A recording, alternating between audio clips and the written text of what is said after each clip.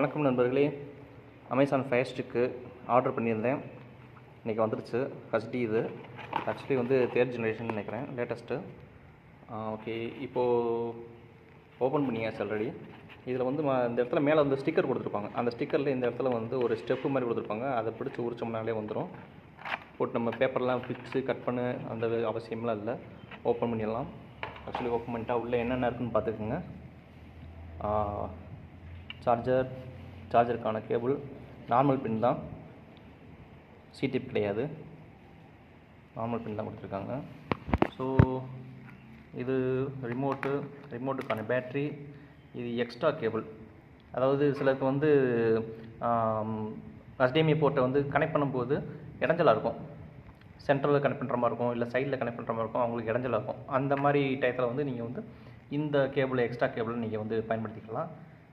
சில நேரம் வந்து நமக்கு டவர் வந்து நம்ம வெளில ஒரு சேரில் உட்காந்துட்டு நம்ம வந்து ரிமோட்டை தட்டினோம்னாக்கா ஒர்க் ஆகாது சில சமயங்களில். அப்போ அந்த மாதிரி இதில் வந்து இந்த மாதிரி கேபிள் போட்டு நமக்கு வெளியில் தெரிகிற மாதிரி வந்து நம்ம ஸ்டிக்கை வச்சுக்கிட்டிங்க அப்படின்னாக்கா உங்களுக்கு வந்து யூஸ்ஃபுல்லாக இருக்கும்.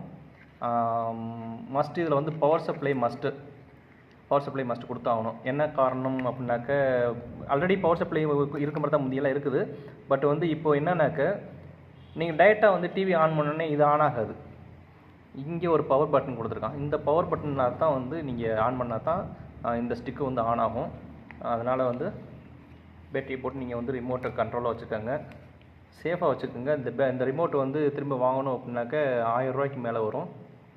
ஸோ ரிமோட் ரொம்ப மஸ்ட்டு, பத்திரமா வச்சுக்கோங்க. அவ்வளோ நண்பர்களே. இது வந்து புக்கு எப்படி யூஸ் பண்ணுறன்ற புக் கொடுத்துருக்காங்க. நார்மல் இப்போ எல்லாருக்குமே வந்து எல்லா டெக்னாலஜியுமே நல்லா யூஸ் பண்ண தெரியும். ஸோ யாருக்கு வந்து இப்படி தான் பண்ணணும் அப்படி தான் பண்ணணுன்றதான் சொல்ல தேவையில்லை. ஸோ நான் நெக்ஸ்ட் நம்ம வந்து டேரெக்டாக ப்ளே பண்ணி பார்க்கலாம். ஓகே, நன்றி.